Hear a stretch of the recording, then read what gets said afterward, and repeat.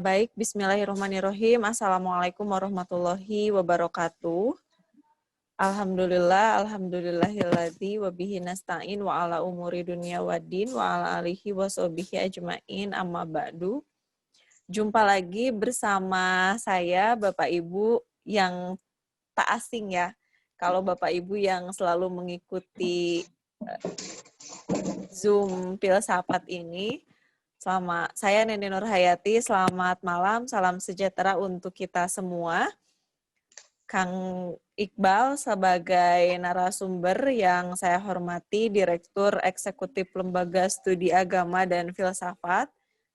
Kemudian pimpinan redaksi Genial ID, Kang Yayan Sopyan. Bapak Ibu sekalian yang hadir pada malam hari ini yang tidak saya bisa sebutkan satu persatu, kami haturkan terima kasih yang sebesar-besarnya dan apresiasi juga karena akan ada diskusi-diskusi seru selanjutnya. Jangan lupa like dan tekan tombol subscribe. Jadi kalau Bapak Ibu yang belum mengikuti acara kajian filsafat dari minggu ke minggu juga bisa nonton langsung di YouTube-nya Genial ID. Dan semoga di malam hari ini Bapak Ibu semua sehat selalu dan ada dalam lindungan Allah Subhanahu wa taala tentunya. Semoga kita juga menjadi keadaan diri semakin lebih baik ya dari hari ke hari.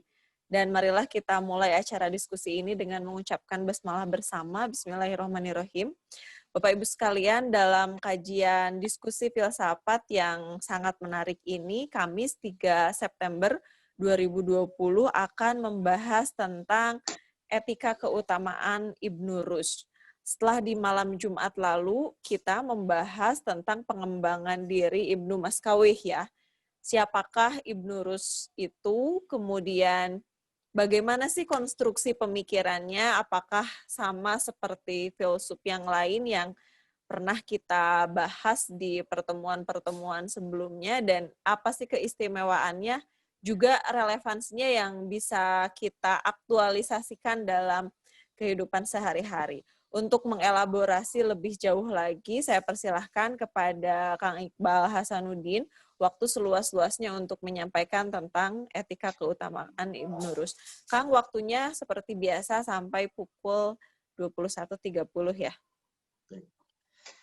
Terima kasih Teh Neni yang sudah memulai diskusi ini dengan baik. Selamat malam, selamat sore menjelang malam untuk hadirin sekalian, Bapak-bapak, Ibu-ibu. Saya merasa senang bisa tetap hadir ya di tiap malam Jumat untuk bersama-sama kita mendiskusikan pokok-pokok pikiran dari para filsuf yang sudah berjalan sejak 2 bulan lalu ya. Ini tepat minggu ke-8, jadi pas 2 bulan setiap malam Jumat kita mendiskusikan gagasan-gagasan filosofis ya. Setelah pengantar, saya sedikit ulas ya. Kita membahas tentang pemikiran Platon, teori keadilan Platon. Kemudian seminggu kemudian disusul dengan teori kebahagiaan Aristoteles, dilanjutkan dengan teorinya Epictetus dan Aurelius ya dari mazhab Stoa. Kemudian lanjut ke para filsuf Arab Islam ya. Di situ ada Abu Bakar Ar-Razi, kemudian Al-Farabi, Ibn Miskawih, dan sekarang adalah Ibnu Rushd ya. Jadi ini adalah 4 tokoh dari tradisi Arab Islam. Minggu depan kita sudah masuk ke pembahasan tokoh dari tradisi lain. Misalnya Thomas Aquinas, kemudian 2 minggu dari sekarang kita akan membahas tokoh-tokoh yang lebih modern ya, misalnya Leibniz, Spinoza, atau mungkin Adam Smith, Immanuel Kant, Hegel, dan lain sebagainya. Jadi ini seperti mau melewati era abad pertengahan menuju era abad modern. Jadi ini adalah minggu terakhir atau 2 minggu terakhir kita menyelesaikan kajian filsafat pramodern. Dan seperti kajian sebelumnya, fokus utama dari kajian kita adalah membahas tentang teori-teori etika atau teori pengembangan diri ya. Tentu bukannya tema-tema lain tidak penting, sama pentingnya ya, tema tentang metafisika, tema tentang kosmologi, tema tentang filsafat alam dan lain sebagainya juga sama penting. Tapi memang kajian ini didorong untuk pada akhirnya adalah mengembangkan satu gagasan khusus dari tradisi filsafat untuk kemudian bisa kita aktualisasikan untuk mendorong pengembangan diri, pengembangan masyarakat dalam hal membangun karakter. Jadi kita sedang memilih dari tradisi filsafat yang panjang dalam rangka merumuskan, dalam rangka mendorong satu gagasan-gagasan baru di masa kini, bagaimana kita sebetulnya menjalani kehidupan yang baik ya. Karena di era modern ini kan tema-tema yang dibicarakan itu jauh dari gagasan tentang bagaimana manusia seharusnya berkembang ya. Karena kita sangat berfokus pada kesuksesan yang bersifat material, kesuksesan yang bersifat ekonomi, tapi jarang kita punya waktu luang untuk memikirkan apa sebetulnya yang sejatinya dipilih untuk mengembangkan diri sebagai makhluk yang rasional gitu. Dan dalam konteks inilah kemudian kita melirik kembali khasanah klasik ya, yang di dalamnya justru berkebalikan dengan pikiran-pikiran pada era modern, lebih banyak diisi oleh gagasan tentang pengembangan diri gitu ya. Dan istilahnya bisa bermacam-macam, ada pengembangan diri, ada keutamaan, ada kebahagiaan, tapi pada prinsipnya adalah gagasan-gagasan pada masa klasik berbicara tentang bagaimana kita manusia dari yang seadanya menjadi manusia yang seharusnya gitu ya. Dan itu adalah upaya untuk mengembangkan dari yang awalnya sekedar potensi menjadi aktual. Awalnya kita bisa jadi hebat, menjadi hebat ya. Awalnya kita bisa mencapai level 100, menjadi level 100 secara aktual gitu ya. Nah ini tema besar dari falsafah klasik dan abad pertengahan. Dan tidak terkecuali Ibn Rushd ya. Ibn Rushd ini seorang filsuf Arab yang lahir dan besar di Spanyol ya. Jadi ada masanya dulu bahwa Spanyol itu adalah menjadi teritori dari kekuasaan Arab ya. Jadi kekhalifahan Umayyah yang kemudian berkembang ke barat, mendirikan kerajaan di sana, dan di sana kemudian muncul peradaban Islam di Andalusia. Dan Ibn Rushd adalah buah dari peradaban yang dibangun di Cordoba itu. Dan bisa dikatakan Ibn Rushd adalah puncak pemikiran dari filsafat yang berkembang di sana ya. Memang setelah Ibn Rushd, kita masih punya Ibn Khaldun, tapi Ibn Khaldun itu lebih sebetulnya menerjemahkan gagasan-gagasan falsafi yang dikembangkan oleh para filsuf menjadi semacam ilmu sosial ya, karena falsafah digabungkan dengan ilmu sejarah dan akhirnya menjadi ulasan historis tentang perkembangan masyarakat, tentang negara dan lain sebagainya, tentang peradaban. Makanya pantas kalau dikatakan Ibn Rushd adalah puncak ya dari falsafah, terutama di dunia Islam bagian barat, Arab Islam bagian barat.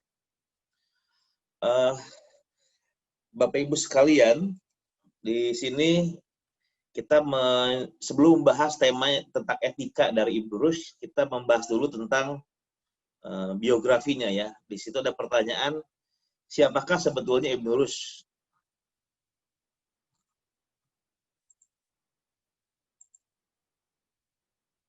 Nah, di situ nama lengkapnya adalah Abu Walid Muhammad bin Ahmad bin Rushd. Lahir pada 1126 Masehi di Cordoba, Spanyol ya. Jadi sudah 1126 itu sudah abad 12, artinya sudah mendekati era sekarang ya. Jika dibandingkan misalnya Ibnu Sina itu abad 10 ya. Abad 10, Al-Farabi abad 9 menjelang 10. Jadi ini kira-kira satu abad lebih. Satu abad lebih menjelang hampir 2 abad dari era-era para filsuf awal di dunia timur. Dan Ibnu Rushd memang orang yang beruntung, selain memang setelah lahir dia cerdas, juga dibesarkan dari keluarga yang ilmuwan ya. Jadi ilmuwan, ahli hukum, dan juga mendapatkan posisi penting di istana. Kalau sudah dapat posisi penting di istana, artinya keluarganya tidak punya kesulitan untuk memberikan pendidikan terbaik bagi seorang Ibnu Rushd muda ya. Makanya kemudian ketika kecil dia dididik oleh berbagai bidang keahlian, bidang keilmuan. Dia belajar ilmu hukum, belajar bahasa Arab, sastra, ilmu kalam, kedokteran, dan juga filsafat ya. Dan dalam perkembangan karirnya, perkenalannya dengan Ibnu Tufail ya, yang sebagai seorang yang juga sangat dekat dengan penguasa pada masa itu di Cordoba, Abu Ya'qub. Abu Ya'qub itu kebetulan seorang penguasa yang sangat meminati filsafat, tapi juga memiliki kesulitan ya, terutama membaca teks-teks Aristoteles ya. Jadi Aristoteles hampir semua buku sudah terjemahkan, banyak terjemahkan di dalam bahasa Arab, dan biasanya para calon pemimpin itu selalu dididik dengan baik, diperkenalkan berbagai hasanah, termasuk juga Abu Ya'qub ya. Cuma sehebat-hebat Abu Ya'qub, beliau punya kesulitan dalam memahami teks-teks falsafah dari Aristoteles. Makanya kemudian dia mencari orang yang kira-kira bisa menjelaskan, mengajarkan apa sih makna dari teks-teks filsafat itu gitu. Awalnya dia minta Ibn Tufail ya untuk menjelaskan, tapi Ibn Tufail waktu itu sudah sangat tua gitu. Jadi untuk membaca kembali, kemudian itu meringkas, menuliskan, dia merasa sudah lanjut usia untuk melakukan pekerjaan seserius itu. Dan dia kemudian tahu ada Ibnu Rushd yang masih muda yang punya kemampuan untuk melakukan itu. Maka kemudian Ibnu Rushd diangkat menjadi semacam guru penasehat ya di istana di Cordoba itu, di Abu Ya'qub. Dan kemudian di antara tugasnya adalah dia memberikan penjelasan tentang apa sih jadi maksud Aristoteles di dalam buku-bukunya itu. Kita tahu pada akhirnya seorang Ibnu Rushd ini seperti dianggap sebagai seorang pensyarah ya Aristoteles, pikiran-pikiran Aristoteles. Bahkan upaya untuk menjelaskan Aristoteles sampai juga pada level di mana dia ingin membersihkan penafsiran-penafsiran, termasuk juga unsur-unsur yang sebetulnya bukan pikiran Aristoteles, tapi kemudian dianggap sebagai pikir Aristoteles, karena ya, tentu saja akan menjadi rancu ya. Untung kalau yang dimasukkan sebagai pikir Aristoteles itu tidak terlalu jauh. Kalau memang sangat jauh dan kemudian dianggap sebagai pikir Aristoteles, itu akan merancukan penafsiran terhadap teks falsafah, terutama Aristoteles yang dianggap sebagai otoritas pada waktu itu ya. Dan kita tahu di dunia Arab ada beberapa penerjemahan ya terhadap teks Neoplatonis. Jadi dulu ada gagasan Aristoteles yang seperti itu, kemudian ada juga gagasan yang berupaya menghidupkan falsafah gurunya Aristoteles, yaitu Platon, yaitu Neoplatonisme ya, Plotinos dan sebagainya. Nah, di dunia Arab ada beberapa teks dari Plotinos yang Enneads itu ya, kalau tidak salah 4 bab atau 6 bab awal gitu. Di total 9 bab itu diterjemahkan ke dalam bahasa Arab, diberikan pengantar oleh muridnya Plotinos, itu Porphyry, dan kemudian diterjemahkan dan diberikan judul Teologi Aristoteles ya. Jadi teologi Aristoteles apa ya nama persisnya itu. Nah, orang menganggap itu sebagai pikiran Aristoteles, padahal itu adalah gagasan dari Plotinos ya, tentang kosmologi, tentang emanasi dan sebagainya gitu. Jadi itu berpengaruh sangat kuat di banyak pemikir di dunia Islam, menganggap seolah-olah itu sebagai pikiran Aristoteles. Ini sebagai contoh saja di mana tugas Ibnu Rushd adalah mencoba objektif ya, kalau mana yang pikiran Aristoteles seperti itu, mana yang bukan, apa maksudnya, meskipun juga kita nggak bisa mengatakan bahwa Ibnu Rushd ini seorang yang taklid ya kepada Aristoteles, karena dalam perkembangannya dengan menjelaskan Aristoteles, kemudian Ibnu Rushd juga mengembangkan pikiran-pikirannya sendiri gitu. Dan di antara buku-buku yang secara khusus ditulis, tidak secara langsung mengomentari Aristoteles, tapi memberikan semacam tanggapan-tanggapan kepada pikiran yang berkembang. Misalnya kita sebut ada beberapa buku yang sangat terkenal ya. Jadi buku itu misalnya Tahafut. Nah, itu buku yang ditulis oleh Ibn Rushd yang dirancang untuk menjawab, untuk menyangkal kritik Imam Al-Ghazali terhadap filsafat ya. Jadi jauh sebelum Ibn Rushd itu ada Al-Ghazali yang kira-kira merasa berkeberatan dengan terjadinya proses Helenisasi di dunia Arab Islam ya. Jadi Helenisme itu berkembang lewat pemikiran rasional, pertama lewat ilmu kalam, Mu'tazilah, baru kemudian falsafah ya. Jadi terjadi semacam rasionalisasi dunia Arab oleh pikiran-pikiran itu, dan masuk sampai puncaknya ada Al-Farabi dan Ibnu Sina. Gitu. Al-Ghazali itu dalam merespon, dalam rangka membatasi pengaruh Helenisasi ini. Sebelum Al-Ghazali ada Al-Asy'ari ya. Jadi Al-Asy'ari ini muncul sebagai pemikir untuk membendung rasionalisasi dunia Islam yang dibawa oleh Mu'tazilah. Nah, sementara Al-Ghazali muncul untuk membendung proses rasionalisasi dunia Islam yang dibawa oleh para filsuf. Gitu. Jadi di antara gagasan yang dikemukakan oleh Al-Ghazali itu adalah dia menyatakan ada 20 premis, ada 20 proposisi yang dikemukakan oleh para filsuf yang kalau umat Islam mempercayainya, maka umat Islam itu akan masuk pada kategori fasik ya, bukan Islam yang baik kalau percaya pada 17 gagasan para filsuf itu.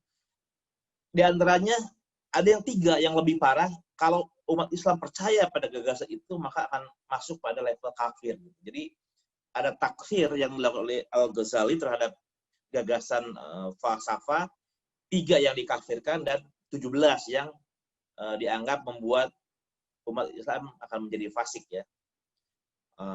Di antaranya yang 3 itu adalah misalnya pengetahuan Tuhan yang partikular, yang khususnya, kemudian kebangkitan jasmani pada persoalan eskatologi, kemudian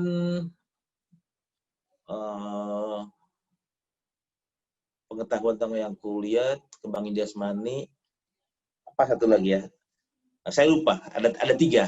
Tapi intinya itu kira-kira satu judgement ya dari seorang tokoh Hujatul Islam yang mewanti-wanti umat Islam untuk kemudian menghindari gagasan-gagasan para filsuf itu gitu. Nah, kemudian Al-Ghazali dia kan seorang saintis, seorang filsuf, tapi ahli fikih juga kan. Dan dia membantah gagasan-gagasan Al-Ghazali itu. Jadi dia pertama mengatakan bahwa memang ada kekeliruan dari kalangan para filsuf sebelum Al-Ghazali dalam memahami falsafah gitu ya. Yang kedua, Al-Ghazali juga tidak tepat melakukan kritik karena dia tidak paham terhadap apa yang disampaikan oleh para filsuf gitu ya. Makanya dia menulis Tahafut. Jadi Al-Ghazali itu mengatakan kerancuan para filsuf, dan Ibn Rushd membalas dengan mengatakan kerancuan dari kitab kerancuan Al-Ghazali. Jadi Al-Ghazali menganggap falsafah itu sebagai rancu, tapi dikritik balik oleh Ibn Rushd bahwa justru Al-Ghazali yang rancu. Kira itu ya, itu kitab yang sangat terkenal. Teman-teman yang pernah belajar sejarah falsafah biasanya pasti mengalami perkuliahan yang mempertemukan kira-kira gagasan-gagasan Al-Ghazali dan Ibn Rushd. Kemudian ada buku yang lebih pendekatannya kalam atau fikih ya, misalnya Faslul Maqal, itu bagaimana hukum berfilsafat, yang dalam rangka menetralisir pengaruh Al-Ghazali dalam penerimaan umat Islam terhadap falsafah itu ya. Jadi kata Ibn Rushd, apa betul belajar filsafat itu haram? Sekarang agama kan sebenarnya meminta kita untuk berpikir tentang alam semesta, tentang langit dan bumi dan sebagainya gitu kan. Nah, dalam kaidah fikih kan ada kata-kata yang terkenal, ma la yatimul wajib illa bihi fahuwa wajibun. Barang siapa yang seseorang yang diperintahkan pada sesuatu dan untuk sampai pada pelaksanaan kewajiban itu membutuhkan sarana, maka sarana itu menjadi wajib juga ya. Atau ada kaidah yang lain, al-amru bi syai' amrun bi wasailihi. Perintah pada sesuatu otomatis akan memerintahkan kita untuk menggunakan juga sarana-sarana yang memungkinkan kewajiban itu terlaksana gitu. Jadi kalau dalam kitab suci dikatakan kita diperintahkan untuk memikirkan hal ihwal semesta dan sarana untuk bisa sampai pada pengetahuan yang valid tentang semesta adalah falsafah, maka belajar filsafat itu menjadi wajib juga. Jadi seorang ahli fikih menjawab ya kritik Al-Ghazali dengan cara fikih juga gitu ya. Karena bagi Ibn Rushd falsafah itu sangat jauh dari kategori haram ya. Jadi bahkan kalau tujuannya adalah mengetahui ahli kenyataan yang diperintahkan oleh agama, justru filsafat menjadi sarana terbaik, yaitu menjadi wajib hukumnya gitu. Dan ada beberapa buku lagi ya, kritik terhadap ilmu kalam dan sebagainya. Tapi sisanya adalah buku-buku falsafah ya. Jadi selain 3 buku tadi, Tahafud, Faslul Maqal, Al-Kash an Manahijil Adillah ya. Ini tentang teologi ya, judul buku Ibn Rushd. Nah, sisanya adalah mengulas para karya-karya para filsuf dan dia berfilsafat dari ulasan-ulasan terhadap pemikir sebelumnya. Ada satu ulasan yang kalau hampir semua tema tentang fisika, metafisika, psikologi itu membahas buku-buku Aristoteles, ada satu buku yang diulas dari bukunya Platon ya. Jadi yang kita tahu hampir semua karya Aristoteles sudah diterjemahkan ke dalam bahasa Arab, hanya satu yang belum tentang politik gitu. Dan Ibn Rushd tidak sampai bisa mendapatkan buku Aristoteles tentang politik, makanya yang ada adalah buku politik dari Platon. Makanya yang diulas buku politik dari Platon gitu ya. Jadi nanti sebagian kita akan bahas juga dalam diskusi kali ini. Nah, itu konteks Ibn Rushd ya, karena sangat penting. Jadi saya sedikit banyak sebelum masuk ke dalam pikiran tentang etika, saya menjelaskan konteks pemikiran dari Ibn Rushd itu. Nah, secara khusus kalau berbicara etika dalam filsafat, mau tidak mau kita akan memulai dari pandangan tentang manusia gitu ya, manusia, jiwa, baru berbicara etika, baru berbicara tentang masyarakat gitu ya. Sistematiknya seperti itu, karena pada akhirnya etika itu adalah upaya sistematis, sengaja, sadar untuk merawat jiwa agar jiwa yang awalnya sakit menjadi sehat, agar jiwa yang awalnya tidak berkembang menjadi berkembang. Makanya bicara teori etika pasti berbicara tentang teori jiwa. Pada perkembangannya kemudian karena mengembangkan jiwa itu tidak bisa sendiri karena manusia itu adalah zoon politikon, maka mengembangkan jiwa manusia menjadi baik juga perlu masyarakat yang baik. Bagaimana mungkin seseorang menjadi baik kalau masyarakatnya itu tidak baik gitu. Akhirnya dari teori tentang manusia, teori tentang jiwa, ke etika, masuk ilmu politik, ke filsafat politik. Ya, ini terkait sekali. Jadi manusia, kemudian etika, sebagai ada ekonomi terkait dengan kesejahteraan, baru tentang masyarakat yang baik, ada ilmu politik atau filsafat politik. Kita sedikit mengulas tadi filsafat politiknya, tapi kita akan berfokus di teori etikanya. Dan kita mulai dari teori jiwa ya. Bapak Ibu sekalian, berbicara tentang teori jiwa Ibn Rushd, sebetulnya kita mendapati dua tradisi yang kemudian berpengaruh pada bagaimana cara Ibn Rushd merumuskan tentang jiwa ya, manusia gitu. Sebagaimana yang kita tahu dalam tradisi sebelumnya, hampir semua para filsuf itu kecuali Miskawayh ya. Miskawayh adalah salah satu pemikir yang merujuk kepada Platon untuk memahamkan, untuk merumuskan apa itu manusia gitu.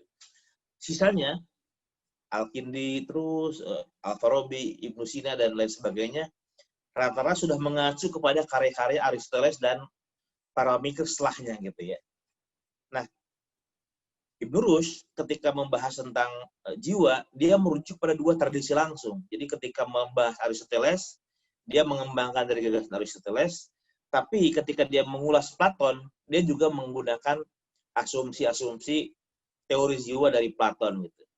Apakah itu bertentangan? Sebenarnya enggak. Kalau kita mencermati, itu beda istilah, beda rumusan. Tapi sebetulnya kalau dilihat esensinya, gagasan jiwa antara yang dikembangkan oleh Platon dan juga Aristoteles itu bisa ada kesamaan ya, sinergi. Nanti kita lihat di sini. Pertama, soal jiwa, Ibnulus mengatakan sebagaimana tradisi Aristoteles pada umumnya ya, jiwa adalah kesempurnaan awal bagi tubuh yang bersifat alamiah dan mekanistik. Jadi yang membuat manusia itu manusia ya jiwanya ya. Kalau dia tidak memiliki jiwa yang khas, yang ada di dalamnya jiwa nabati, jiwa rasional gitu, maka manusia itu hanya sekedar bersifat tubuh yang bersifat alamiah dan mekanistik ya. Jadi hanya tulang, daging, darah, sesuatu yang jauh dari kata berkesadaran ya. Nah, jiwanya lah yang membuat manusia menjadi manusia. Karena kalau manusia kemudian kehilangan kapasitas berpikir, merasa, maka dia hanya akan jadi seonggok daging dan tulang yang tidak ada bedanya dengan wujud lain gitu. Dan kemudian dalam jiwa itu memiliki kapasitas-kapasitas persis. Ini dengan para filosof yang sudah kita bahas ya. Jadi ada daya nutrisi, ada daya sensori, ada indera kolektif. Ini istilahnya sensus komunis ya. Jadi indera kolektif itu yang tadi kita jelaskan. Kemudian ada daya fantasi, daya hasrat, dan daya rasional. Ini unsur-unsur yang kemudian membuat manusia itu menjadi manusia. Pertama, daya nabati ya. Daya nabati adalah satu kekuatan dalam jiwa kita yang memungkinkan kita sebagai manusia itu survive sebagai organisme ya. Karena sebagai organisme kita ini kan punya semacam unsur-unsur yang kalau sakit itu gampang rusak gitu, gampang rusak dan gampang sekali mati. Makanya dibutuhkan selalu asupan dari makanan minuman yang memastikan bahwa tubuh ini selalu mengalami terjaga dari kemungkinan kerusakan. Makanya makanan minuman itu salah satu fungsinya adalah untuk memastikan agar yang awalnya akan rusak itu bisa mengalami regenerasi ya dari segi tubuh itu. Nah, itu disebut dengan daya nutrisi. Daya nutrisi itu bagian dari daya nabati yang mengubah makanan yang awal sekedar makanan menjadi sesuatu yang berguna untuk kesehatan tubuh, kira-kira gitu. Itu daya nutritif, daya nutrisi. Kemudian daya nabati ini juga bukan hanya sekadar itu, tapi juga daya yang berfungsi untuk membantu manusia tumbuh dan berkembang ya. Jadi bukan hanya sekedar bertahan tapi tumbuh. Karena kalau bertahan tidak mati cuma tidak tumbuh ya banyak fungsi-fungsi yang nanti tidak berjalan optimal ya dari tubuh. Makanya butuh daya nabati yang menopang. Bukan hanya sehat, bukan hanya tidak sakit, tidak mati, tapi juga berkembang. Ini adalah daya nabati yang merupakan salah satu fungsi jiwa yang paling dasar. Yang kedua adalah daya indera. Nah, ini daya indera sudah masuk pada aspek kognitif ya dari jiwa ya. Jadi daya indera ini yang menghubungkan antara manusia dengan luar secara kognitif ya. Jadi kita bisa berhubungan dengan di luar itu misalnya melihat sesuatu lewat indera mata, kemudian mencium bau kita lewat hidung, mengecap rasa lewat lidah, kemudian memegang sesuatu kita tahu bahwa ada meja, walaupun kita mungkin merem, tapi kita bisa memegang satu wujud, itu indera juga ya. Jadi disebutnya panca indera kan, panca indera. Jadi dia menangkap hal-hal partikular dalam mewujud itu sehingga manusia bisa mengetahui objek-objek gitu ya. Meskipun tentu yang muncul dalam jiwa tentu nanti kesan-kesannya bukan objek dalam arti materinya tapi bentuknya ya, dalam istilah teknis filsafat adalah bentuknya, gambaran mentalnya yang masuk kepada indera apalagi nanti kepada akal budi gitu. Nah, kata Ibnulus, terkait dengan objek-objek indera itu ada dua jenis objek-objek indera. Ada objek indera yang ditangkap hanya dengan satu indera saja. Misalnya warna hanya ditangkap oleh mata. Hidung tidak menangkap warna, ya. Telinga tidak menangkap warna. Peraba tidak menangkap warna. Hanya mata yang melihat warna. Gitu. Kemudian suara ditangkap hanya oleh telinga. Kalau telinga kita lagi kurang sehat, nggak kedengeran tuh walaupun mata kita kebuka, ya, karena itu adalah jenis-jenis objek yang ditangkap oleh satu indera saja. Tapi nanti juga ada di saat yang bersamaan ada objek yang ditangkap lebih dari satu indera, ya, secara bersamaan gitu. Jadi misalnya apel itu bisa kita lihat, bisa kita sekaligus cium baunya kan. Jadi di saat yang bersamaan makanan itu kita melihat warnanya, bisa kita pegang juga oleh tangan dan tercium baunya. Nah, di saat yang bersamaan tiga indera menangkap objek yang sama dan ketiga dimensi dari objek itu langsung ditangkap oleh indera yang berbeda. Itu juga terjadi ya dalam proses kognisi gitu ya, lewat daya-daya indera itu. Selanjutnya ada indera kolektif. Nah, indera kolektif ini dalam bahasa yang sangat khas itu disebut sensus komunis, ya, indera kolektif. Jadi kalau indera-indera yang kelima tadi itu kan partikular ya. Ada yang hanya menangkap warna saja, mata misalnya gitu kan. Visual gitu. Ada yang hanya mendengar suara saja. Ada hanya mengecap rasa, ada yang mencium bau dan sebagainya.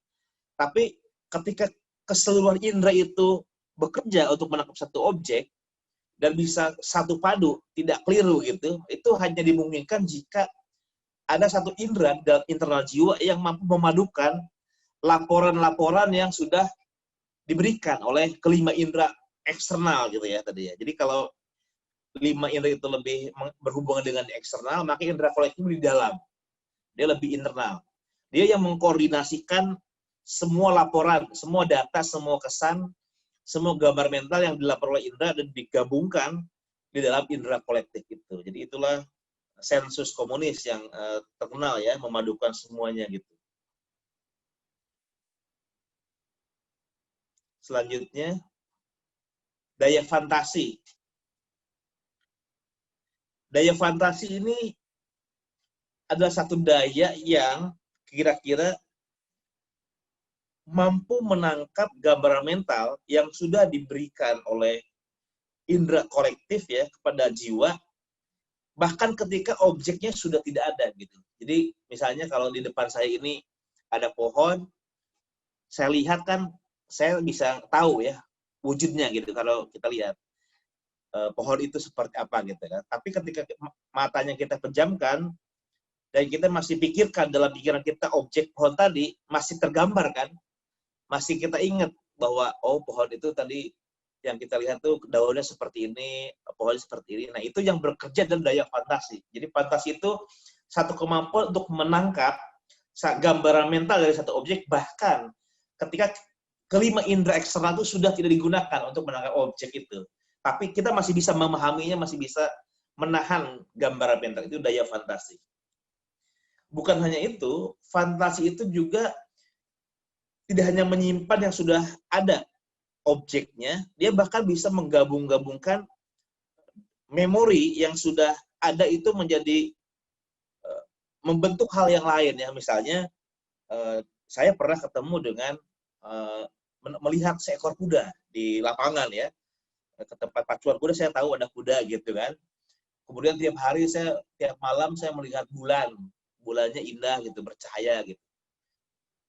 Dalam pengalaman real saya nggak pernah melihat ada kuda yang sedang lari di bulan gitu. Tapi berkat daya fantasi, saya bisa merekonstruksi dalam jiwa saya bahwa ada kuda sedang berlari di bulan gitu.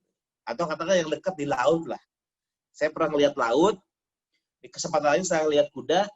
Walaupun saya dalam kenyataan nggak pernah lihat kuda di laut, saya bisa membayangkan bahwa di laut yang luas itu tiba-tiba kuda bisa berlari seperti dia berlari di tanah. Gitu ya. Dan itu fantasi, itu satu daya dalam jiwa. Nanti bisa disebut juga imajinasi ya, memungkinkan untuk merekonstruksi gambaran-gambaran mental dari objek yang bahkan dalam objek kenyataannya sudah bisa jadi tidak terjadi gitu. Itu kekuatan dari daya jiwa manusia. Selanjutnya, daya hasrat. Dalam jiwa kita ini juga ada satu kekuatan untuk menghasrati sesuatu ya, menginginkan sesuatu. Ini sering dikatakan oleh Teh Neni ya. Jadi hasrat ini ada hubungannya dengan objek-objek yang menyenangkan. Misalnya menginginkan yang enak. Saya sangat suka nasi goreng. Nah, saya itu punya. Kenapa saya suka nasi goreng? Karena saya pernah punya pengalaman kok enak ya nasi goreng itu. Maka saya kalau ada kesempatan saya berhasrat pada nasi goreng sebagai objek yang diinginkan gitu. Hasrat itu juga adalah menghindari yang tidak enak. Itu juga hasrat ya. Saya maunya nggak merasakan sakit, nggak mau merasakan lapar, itu juga dalam sebentuk hasrat tapi secara negatif ya. Menghindari sesuatu yang tidak diinginkan. Dan hasrat juga itu dorongan instingtif dari dalam jiwa ya, dalam batin. Misalnya kalau kita marah, kita ingin melepaskan rasa marah itu. Jadi kalau ada yang bikin kesel, kita ingin menyampaikan kata-kata yang kira-kira mengekspresikan kemarahan kita ya. Jadi ada orang mungkin bohongin kita, dan kita baru tahu, kita ingin mengatakan. Bahkan dalam situasi yang lebih ekstrim, orang cenderung membalas dendam terhadap dendam yang dirasakan. Itu juga bagian dari hasrat ya. Keinginan untuk membalas dendam itu adalah hasrat. Termasuk juga hasrat untuk memahami objek-objek ya, pada kebenaran dalam pengetahuan, menghasrati pengetahuan itu juga hasrat. Kenapa ada orang itu tertarik gitu mendalami filsafat, mendalami satu teori ilmiah, padahal dia tidak seenak nasi goreng ya, tidak menyenangkan dalam pengertian seperti kita makan makanan gitu ya. Tapi ada orang yang sangat tertarik dengan pengetahuan. Nah, itu juga hasrat, menghasrati satu pengetahuan gitu. Itu bagian dari daya hasrat yang muncul dalam jiwa ya. Selanjutnya, daya rasional. Nah, ini daya rasional ini daya tertinggi ya dalam manusia, di mana dengan kemampuan rasionalnya manusia bisa memahami objek-objek secara universal. Jadi punya pengertian tentang kenyataan. Makanya karena dia punya daya rasional, manusia bisa melahirkan ilmu sosiologi, ilmu ekonomi, ilmu fisika gitu. Kalau nggak punya daya rasional, ya dia akan seperti binatang ya. Dia tidak bisa berpikir abstrak, dia berpikir partikular gitu. Jadi kalau binatang itu yang dipikir, kalau melihat objek ya hanya untuk saat itu saja. Kalau ada makanan, wah dia senang ya, akan dia kejar sebagai makanan. Kalau ada yang musuh ya, ada predator yang menakutkan, dia akan lari dan kabur gitu. Kalau dia tertarik untuk kawin ya dia akan kawin. Sesuatu yang bersifat partikular yang dipilih oleh hewan itu. Dia tidak punya kemampuan untuk berpikir universal ya. Sementara manusia tidak begitu. Bertemu manusia sekali, dia punya kesan, oh manusia tuh begini ya. Ketemu 2 kali, oh dari 2 pengalaman, kok beda ya kesan saya. Terus bertemu ribuan kali, akhirnya kemudian dia bisa membuat teori manusia adalah bla bla bla bla. Nah, kemampuan merumuskan teori itu adalah didasarkan pada daya berpikir abstrak yang ada dalam daya rasional manusia. Makanya kemunculan ilmu-ilmu itu yang tadi disebutkan tuh ya, termasuk falsafah, metafisika dan sebagainya, termasuk ilmu-ilmu modern, itu hanya mungkin karena manusia punya daya dalam jiwa, daya rasional untuk memahami objek-objek tidak secara partikular tapi secara universal, abstrak ya. Dan daya rasional juga adalah satu kemampuan untuk mengerti baik dan buruk, mengerti sebagai manusia wajib berbuat baik dan wajib berbuat buruk ya. Dalam istilah yang agak keren itu daya rasional juga mencakup di dalamnya apa yang disebut sebagai sense of the good dan sense of justice ya. Sense of the good itu artinya adalah kemampuan untuk menentukan apa yang menjadi tujuan hidup. Jadi kan kita semua orang nggak sama ya merumuskan tujuan hidup gitu ya. Ada yang ingin jadi penguasa, ada yang ingin jadi orang kaya, ada yang ingin jadi cendekiawan, ada yang jadi pendidik, banyak. Dan itu sangat tergantung pada imajinasi tentang apa yang dianggap sebagai kehidupan yang baik gitu ya. Nah, kemampuan untuk merumuskan apa tujuan hidup yang baik itu bagian dari daya rasional juga. Dan di saat yang sama, dia mengerti dalam hidup ini bukan hanya dirinya yang mengejar tujuan hidup, tapi banyak manusia di sekitarnya juga punya tujuan hidup yang ingin mereka capai, itu sense of justice. Jadi sense of the good adalah kemampuan untuk merumuskan tujuan hidup, termasuk merevisi ya, kan kita dari kecil berubah-berubah terus tujuan hidup ya. Waktu kecil selalu ditanya, cita-cita mau apa? Ingin jadi dokter, ingin jadi astronot.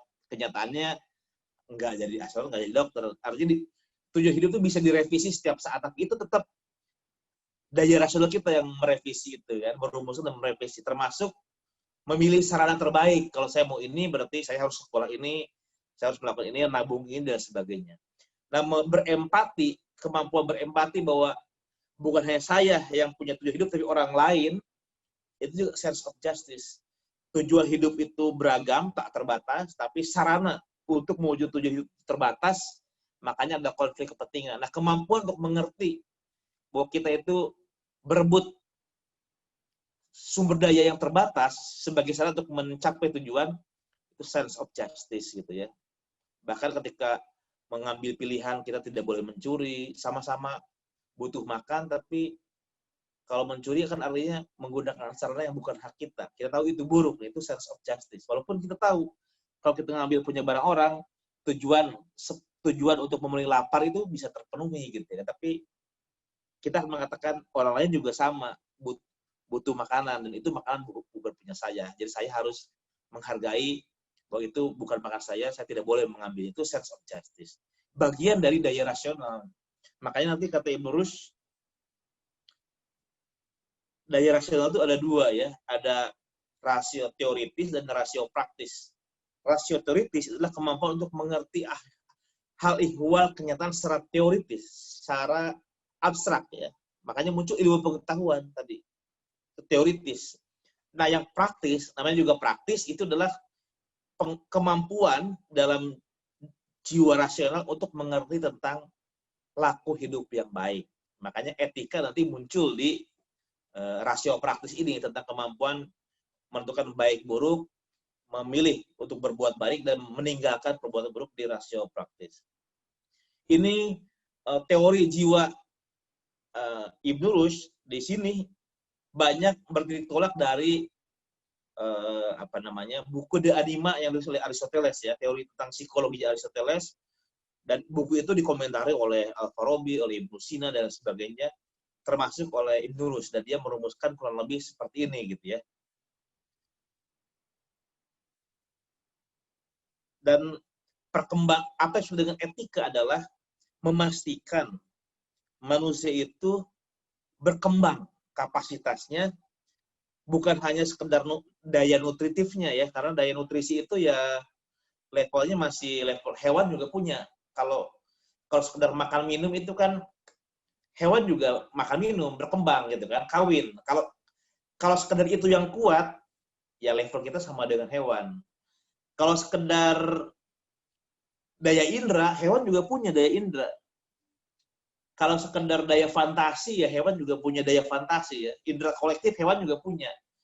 Jadi di bawah jiwa rasional, daya rasional, hewan memiliki apa yang kita miliki. Jadi kalau kita hanya puas dengan kapasitas jiwa yang sifatnya nutritif, kemudian nabati, indrawi, sensus komunis tadi, dan hasrat, maka level kita sebenarnya nggak sepenuhnya berkembang. Level kita ya sebagai hayawan aja, belum natik ya, masih hewan pada umumnya, sama kita dengan kera, dengan sapi. Nah, etika diperlukan agar kita melampaui kerajaan hewan itu, kita menjadi manusia gitu. Manusia yang paripurna. Apa itu maksudnya paripurna? Manusia yang berkembang jiwa rasionalnya. Secara teoritis, manusia bisa punya pengetahuan, kebijaksanaan yang mengerti hal ihwal kenyataan. Jadi beda dong orang yang bijaksana mengerti kenyataan dengan orang yang banyak tidak tahunya gitu. Nah, kalau orang ini tidak tahu, ini nggak bisa, itu nggak bisa, berarti jiwa rasionalnya sudah ada tapi tidak berkembang. Kalau orang yang berkembang secara optimal, maka dia punya pengetahuan tentang keseluruhan hal ihwal kenyataan. Dia tidak puas dengan satu aspek saja, dia ingin memahami totalitas kenyataan. Itu berkembang ya, kemampuan akal teoritis. Akal praktis itu juga bukan hanya soal baik dan buruk ya, bahkan dia bisa membantu orang lain di sekitarnya untuk juga bisa menjadi orang baik. Nah itu berkembang. Tapi kalau orang bahkan yang nggak peduli dengan baik buruk, dia selalu menghalalkan segala cara untuk memenuhi kebutuhannya misalnya, jelas ada yang nggak berkembang dalam jiwa rasional ya. Jadi etika adalah memastikan manusia berkembang sebagai manusia, jiwa rasionalnya itu bisa optimal. Itulah keutamaan dalam filsafat Ibnu Rus ya. Makanya disebut etika keutamaan, sama dengan Aristoteles, sama dengan Ibnu Sina, sama dengan Al-Farabi. Teori etika para filosof ini adalah mendorong agar jiwa rasional kita menjadi optimal, berfungsi secara optimal. Nah, kemudian memang ada istilah teknis ya, tapi kita nggak akan ke situ. Jadi para filosof menyebut jiwa rasional yang bersifat potensial nanti disebut al-aqlu al-hayulani. Nah, itu potensial. Kemudian ada al-aqlu bil malakah, ada al-aqlu mustafad. Nah, kita nggak akan masuk situ ya, kita sudah mengulas. Tapi yang ingin saya katakan adalah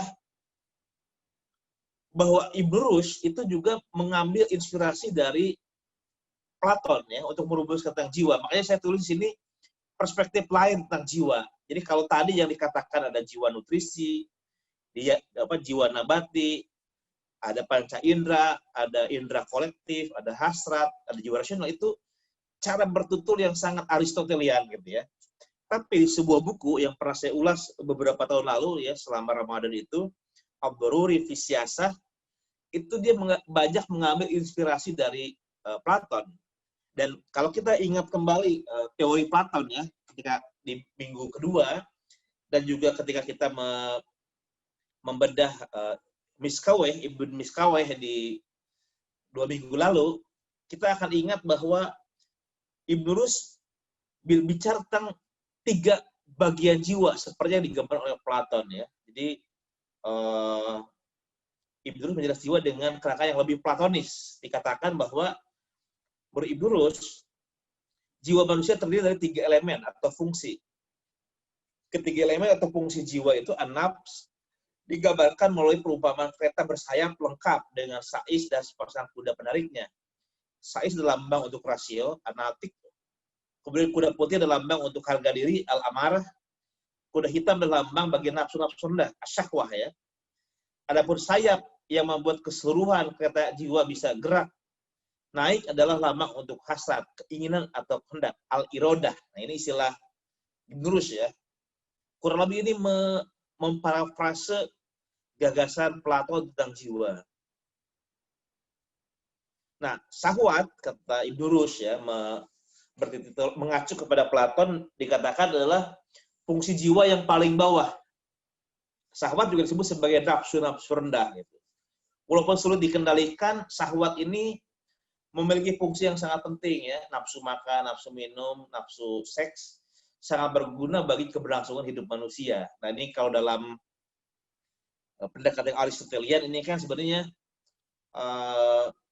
masuk kepada jiwa nabati tadi ya, sama jiwa yang bersifat nabati ya.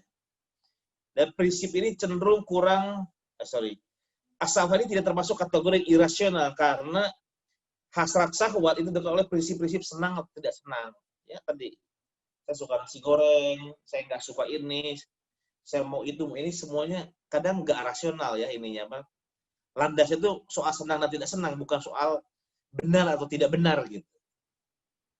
Dan juga dia cenderung melawan perintah rasio ya. Jadi prinsip senang tidak senang ini mengancam keutuhan manusia. Kalau sudah senang, lagi musim goes ya, orang membeli atribut sepeda ini kadang-kadang sudah di luar batas-batas yang diizinkan oleh akal budi gitu.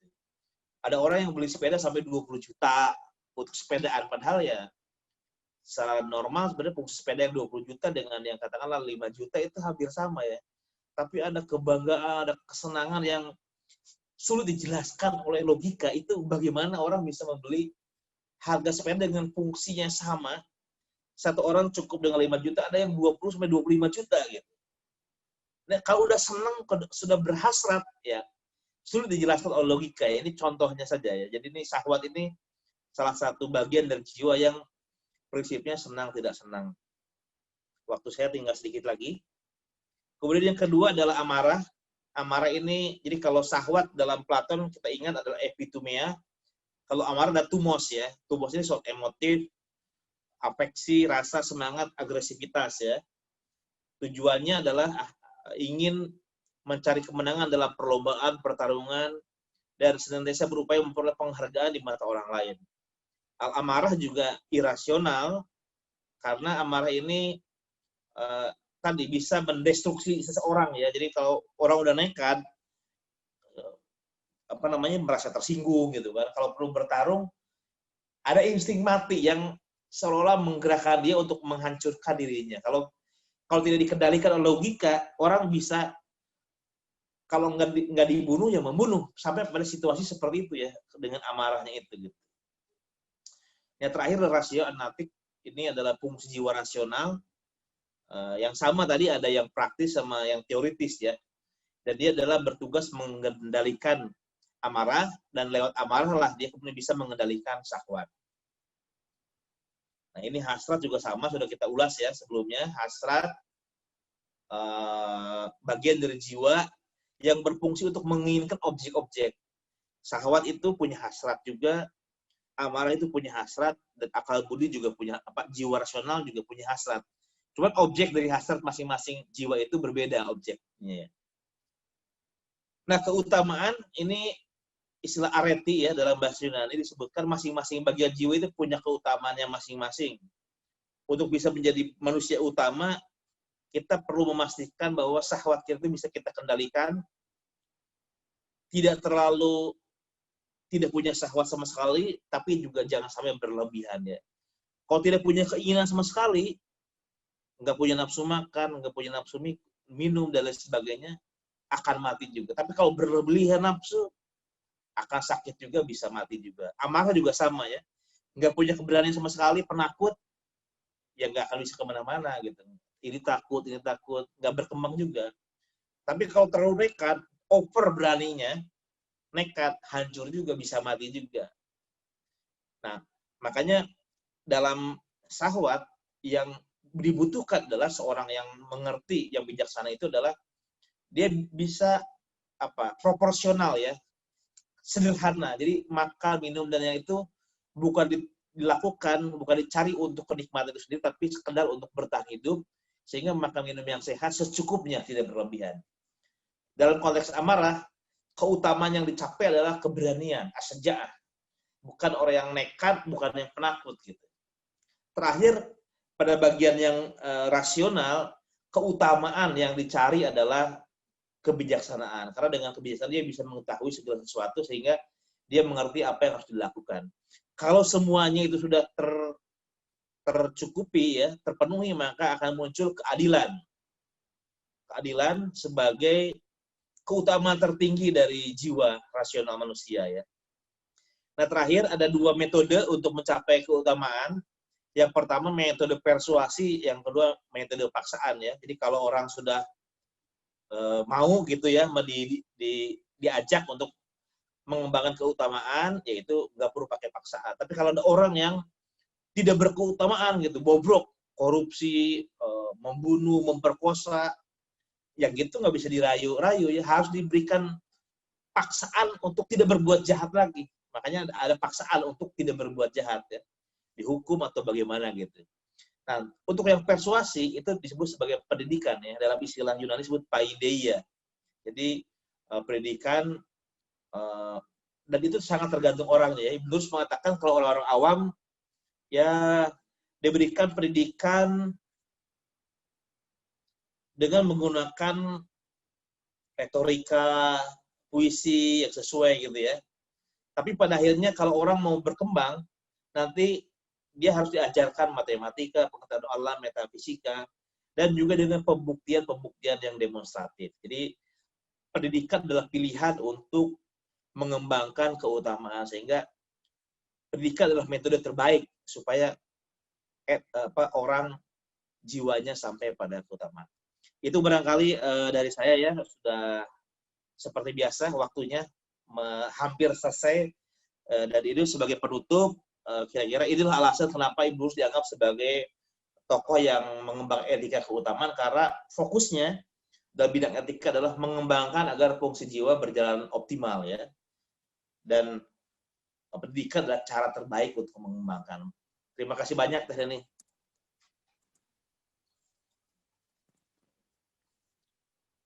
Oke. Padahal masih ada waktu loh Kang, 5 menit lagi. Oh, 5 menit ya. Kita elaborasi aja di sesi diskusi ya. Baik, terima kasih Kang Iqbal atas pemaparan yang disampaikan, cukup luar biasa sekali. Memang ketika tepuk tangan dulu dong buat Bang Iqbal, ya, tepuk tangan juga. Tepuk tangan di tempatnya masing-masing ya, karena ini Zoom-nya di-mute semua sama admin. Ya, memang bicara soal etika ini selalu menjadi penting ya untuk kita bahas sebagai upaya sistematis untuk merawat jiwa yang awalnya buruk jadi baik, kemudian yang awalnya tidak berkembang menjadi berkembang dengan baik, dan itu memang perlu didukung dengan masyarakat yang baik tadi kalau kata Kang Iqbal sampaikan. Dan versi Ibnu Rus itu, jiwa adalah kesempurnaan awal bagi tubuh yang bersifat alamiah dan mekanistik. Tadi Kang Iqbal juga menyampaikan tentang bagaimana daya nutrisi, daya sensorik, indera kolektif, kemudian daya hasrat, daya rasional. Dan dalam perkembangan daya rasional, manusia dapat berkembang dari akal potensial ke akal properti hingga ke akal perolehan. Dan antara syahwat, amarah, dan rasio yang paling penting adalah bisa mengendalikannya dan tidak berlebihan.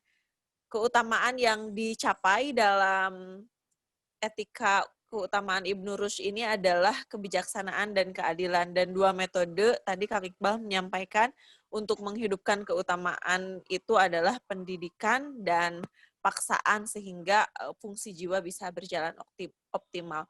Baik, Bapak Ibu sekalian, selanjutnya saya buka sesi diskusi tanya jawab. Bagi Bapak Ibu, barangkali ada yang mau bertanya dan menanggapi apa yang sudah disampaikan oleh Kang Iqbal selama kurang lebih 1 jam ya Kang. Tapi ini ada chat Kang, pertanyaan dari Pak Muhammad Sungaidi. Bagaimana orang yang berpendidikan tinggi tapi tidak bijak? Mohon pencerahannya. Oke, nanti saya undang ya, Mang Mujib. Dipersilahkan Kang Iqbal. Di sini kayaknya banyak juga teman Kang Iqbal yang filsafat ya. Terima kasih banyak. Dan ini pertanyaan menarik ya dari Pak Sungaidi ini. Sebetulnya beliau ini juga seorang pendidik ya, pendidik, ahli ilmu juga. Saya kenal beliau. Pertanyaan yang sangat menarik karena memang real ya, kenyataan yang ditanyakan Pak Sungaidi ini seringkali orang-orang yang berpendidikan tinggi itu justru menunjukkan ketidakbijakannya.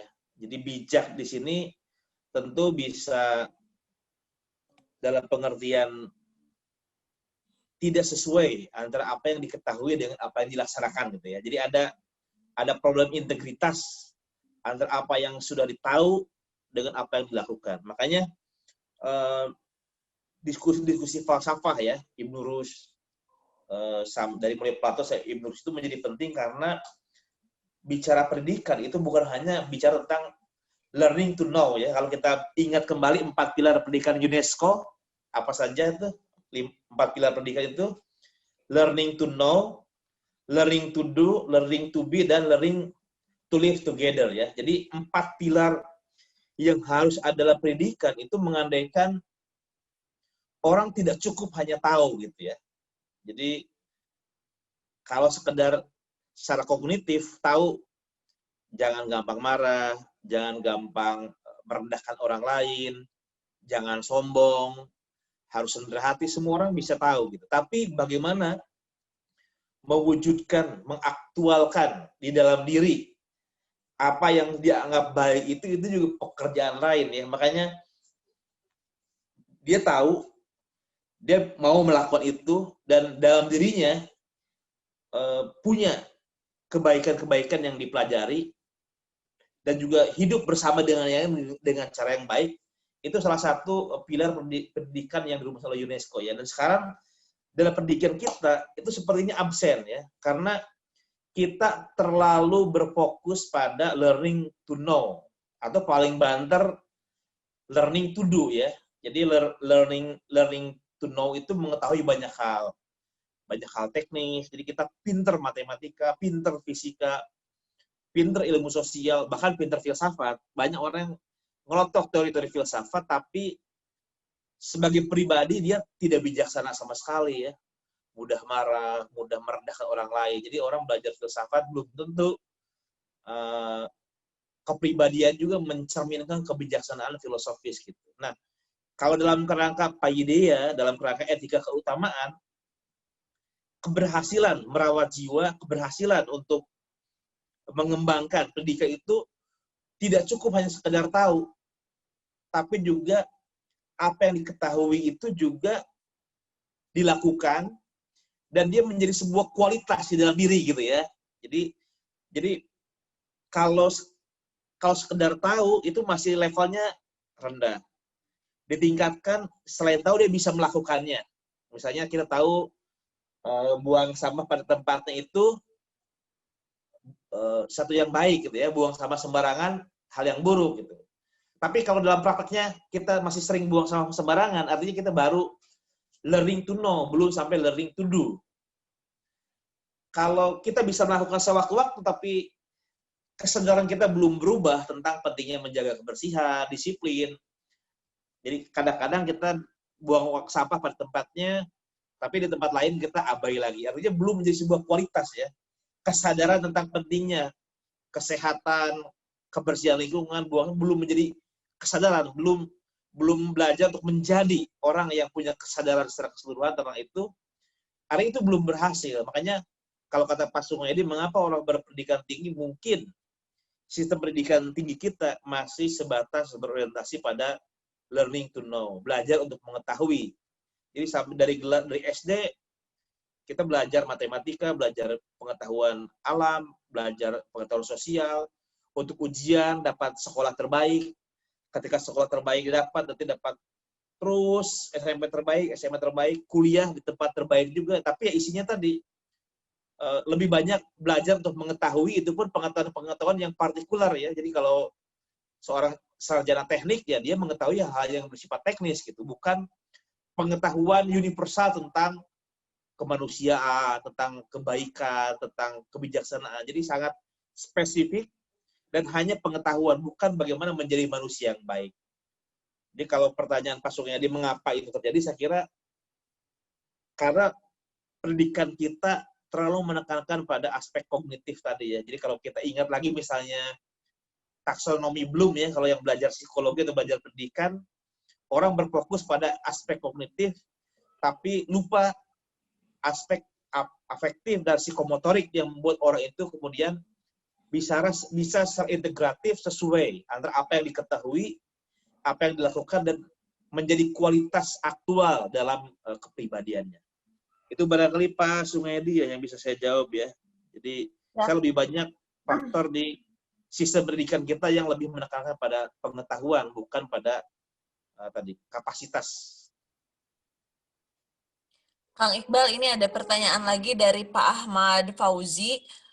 Sebagai orang awam, saya izin bertanya bagaimana keterkaitan untuk mencapai kesadaran terhadap Tuhan dengan melalui etika keutamaan. Baik. Bisa langsung jelaskan, Kang Iqbal. Terima kasih ya. Jadi pertama, kalau beda pendekatan teologi dengan filsafat ya. Kalau teologi itu kan dia berangkat dari iman.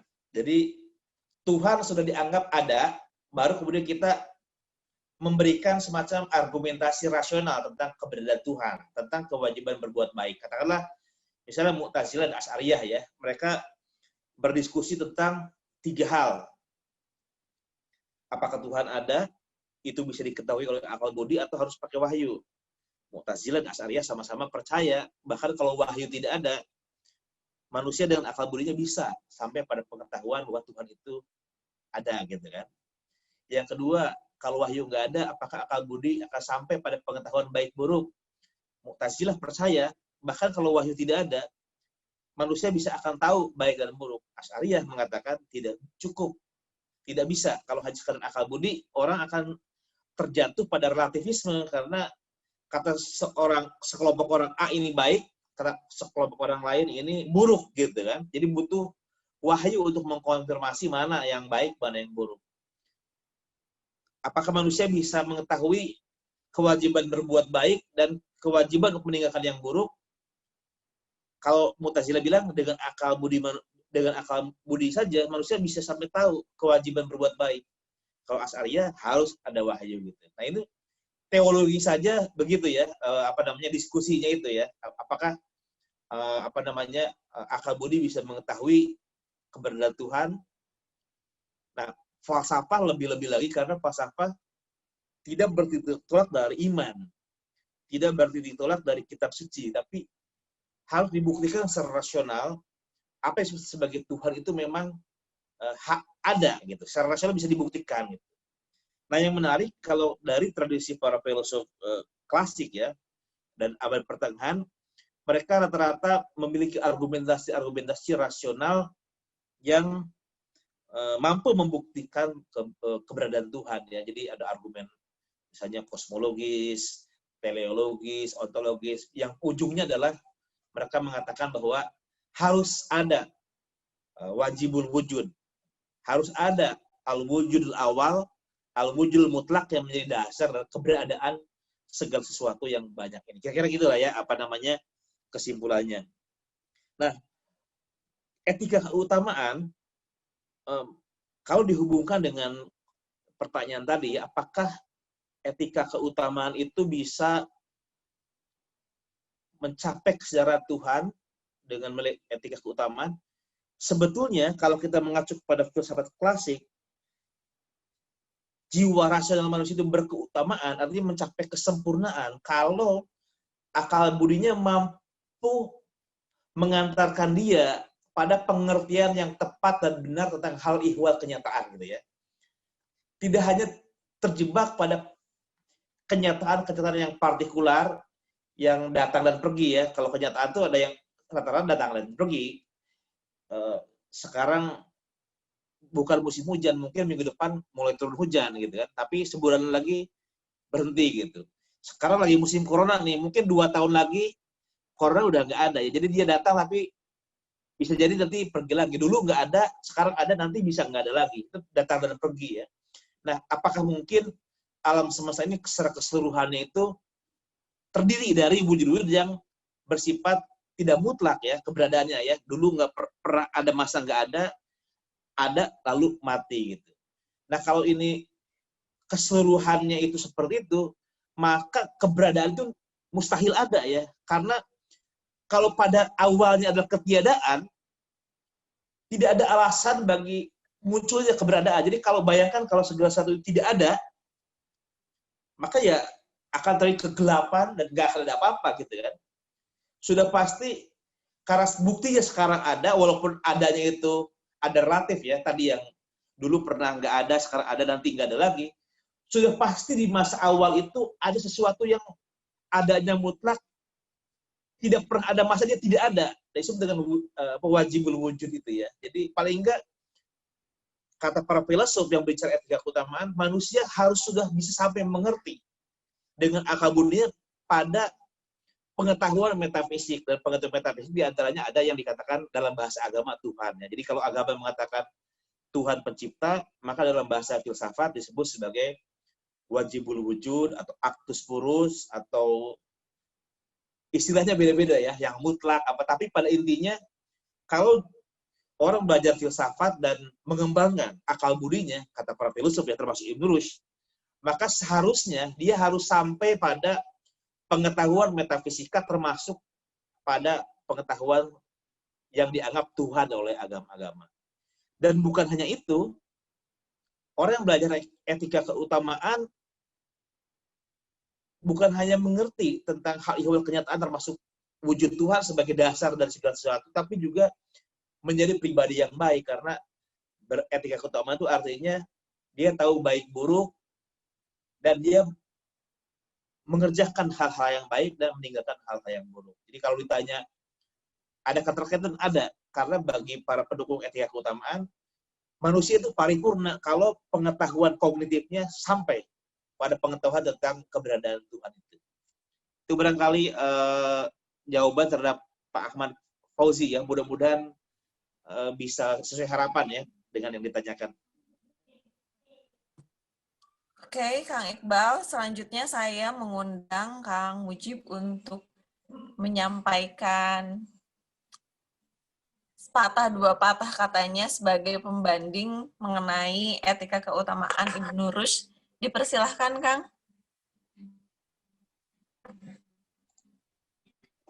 Ada request ini agar Kang Mujib diundang. Ada ya? Yang mana? Saya nggak lihat. Nggak tahu saya juga. Atas namanya siapa? Namanya Abdul Mufallat. Iya. Sudah dijadikan co-host itu. Dipersilahkan untuk membuka mute-nya barangkali. Karena dari tadi belum ada yang menyampaikan dialog interaktif ya. Baru hanya sebatas di chat saja. Ini ada Pak Nano sebetulnya. Beliau juga ahli filsafat, lulusan dari Iran itu, Pak Nano. Kalau beliau berkenan bisa diminta bicara juga itu. Ya, Nano Warno. boleh. Mas Nehem bisa dijadikan co-host. Bisa dijadikan co-host Pak Nano. Jadi bisa langsung. Maaf, nama akunnya apa ya, Teh? Nggak tahu masih ada ada itu ya? Pak Nano Nano. Warno ada? Nggak ada ya? Ada 27 ini yang bergabung malam hari ini. Saya persilahkan saja kepada Bapak Ibu yang tadi Pak Nano sudah izin keluar ya. diskusi, Iya. Pak Ibu. Iya. Saya mengundang Bapak Ibu yang mau bertanya, dipersilahkan raise hand saja, nanti mute-nya bisa dibuka oleh admin.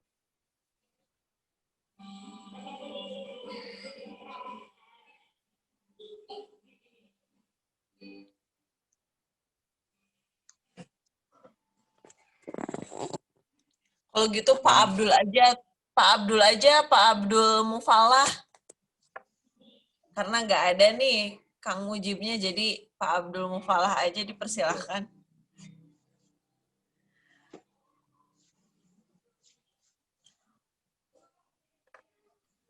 Pak Abdul Mufallah. Assalamualaikum Kang Iqbal dan Waalaikumsalam. Ya, waalaikumsalam Kang.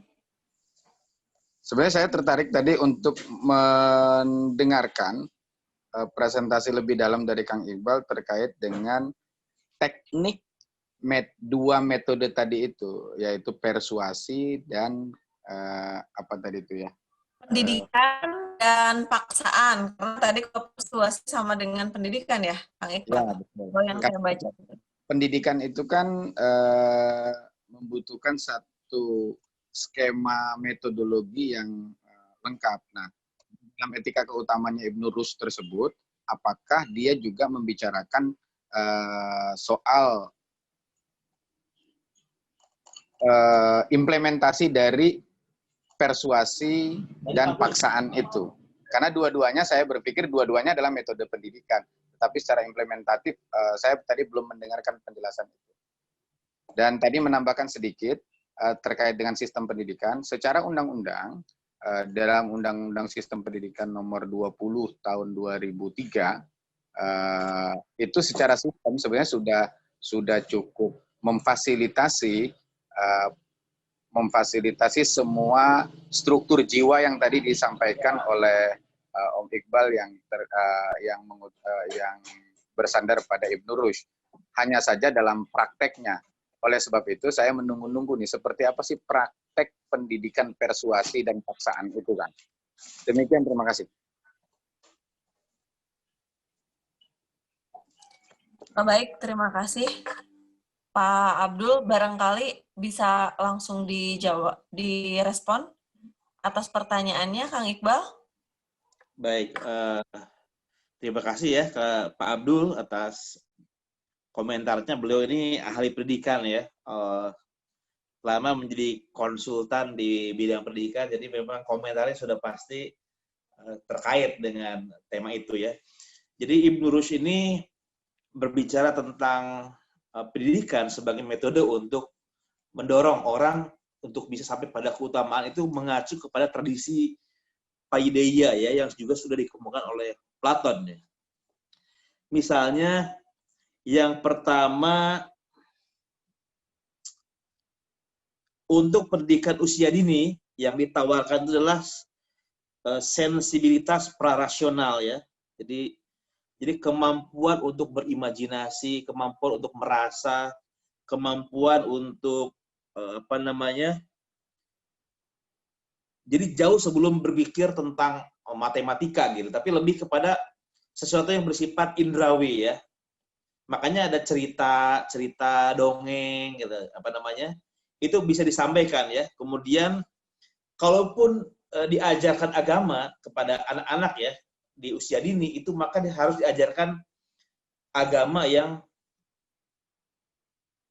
yang rasional ya, bukan dalam pengertian mengajarkan agama yang menakut-nakuti. Misalnya kalau anak kecil diajar untuk belajar ritual gitu kan, selalu kan gampang kalau nanti kalau kamu nggak melaksanakan ini nanti kamu disiksa loh di neraka gitu kan. Ini mengajarkan sesuatu yang dengan menakut-nakuti itu akan menimbulkan luka batin yang panjang. Jadi penakut, jiwanya tuh nggak bebas gitu, karena dari kecil ditakut-takuti ya, ditakuti neraka, ditakuti setan gitu kan. Kita cenderung orang mengajarkan anak kecil menakut-nakuti supaya dia nurut, ditakut-takuti. Nah dalam pengertian Ibnu Rushd ya, kalaupun dia diajarkan selain tadi cerita-cerita yang baik gitu kan, teologi juga harus teologi yang kira-kira membuat anak itu bisa menjadi anak yang baik, yang soleh, tapi tidak dengan alasan yang dalam terpetik ada violence dalam pengetahuan itu ya, ditakut-takuti yang tadi hantu-hantuan, nanti kalau kamu melanggar nanti kamu disiksa loh, di neraka pakai setrikaan misalnya gitu. Itu kan sering waktu kecil kan ditakut-takutin begitu ya. Itu bukan cara yang baik untuk melakukan pendidikan mengembangkan keutamaan ya. Kemudian juga ada yang disebut sebagai musik ya, seni musik. Nah, seni musik di sini bukan hanya dalam pengertian musik irama, tapi juga sastra gitu. Jadi sastra itu didorong ya untuk mengembangkan rasa, merawat jiwa gitu ya. Jadi selain musik dalam pengertian melodi, tapi juga sastra secara keseluruhan. Adab ini penting untuk anak-anak usia dini.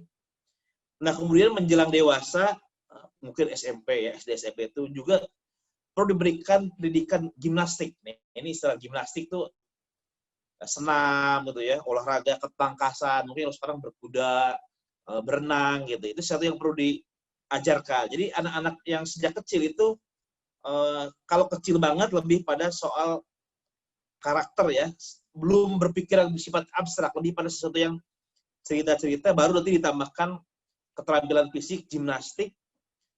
Nah kemudian nanti pendidikan yang lebih tinggi didorong untuk belajar yang lebih abstrak, lebih burhan ya, matematika, dialektika, praktek lapangan gitu kan. Jadi di sini transisi dari pendidikan usia dini, menengah sampai atas dengan sedemikian rupa untuk memastikan bahwa jiwa yang dididik itu tumbuh sedemikian rupa mencapai keutamaan.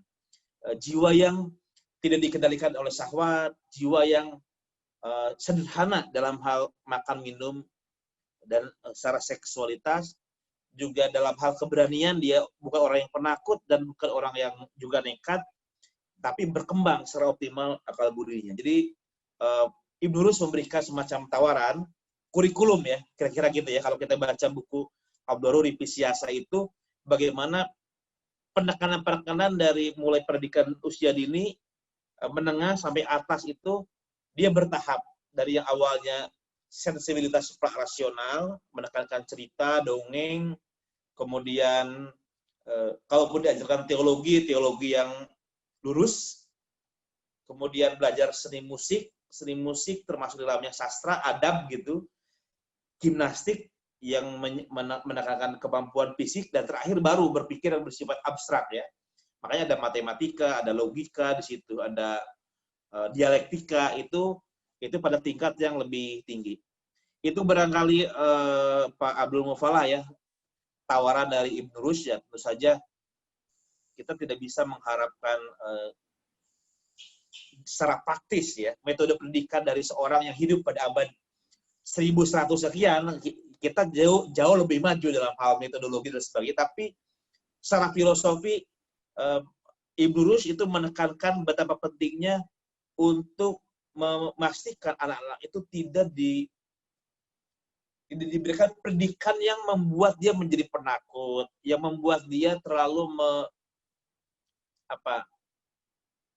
memanjakan syahwat gitu kan. Jadi kalau sekarang misalnya anak-anak diajarkan banyak oleh orang tua, apalagi ya, misalnya ini boleh itu boleh, semuanya serba diturutin gitu kan, atau ditakut-takuti, itu sesuatu yang bertentangan. Karena pada prinsipnya muaranya orang itu jelas kalau dia berhasil dalam pendidikannya harus menjadi orang yang sangat bijaksana, artinya rasional, tidak boleh irasional, tidak boleh melankolis, gampang sedih, gampang marah, tapi juga berbudi pekerti yang baik. Itu barangkali Pak Abdul ya. Terima kasih banyak. Mohon maaf jika tidak sesuai dengan yang diharapkan ya jawaban. Nuhun Kang.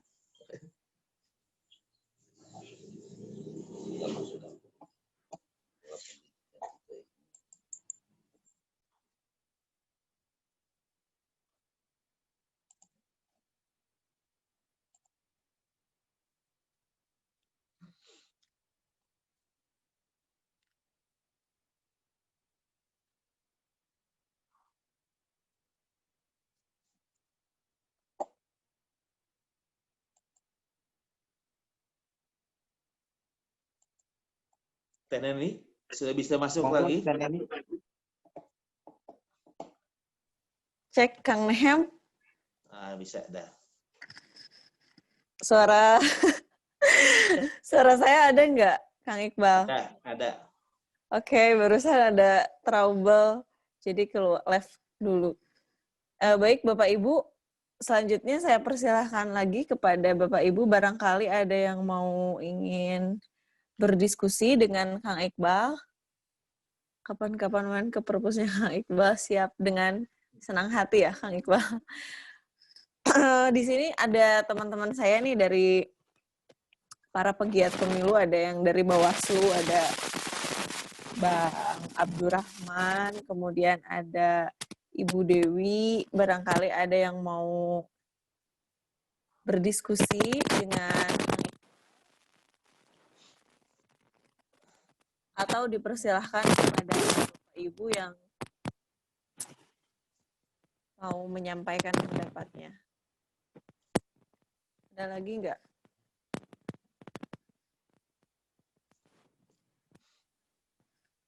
Waktunya 5 menit lagi ya. Tapi kalau ada yang mau berdiskusi, saya persilahkan sih.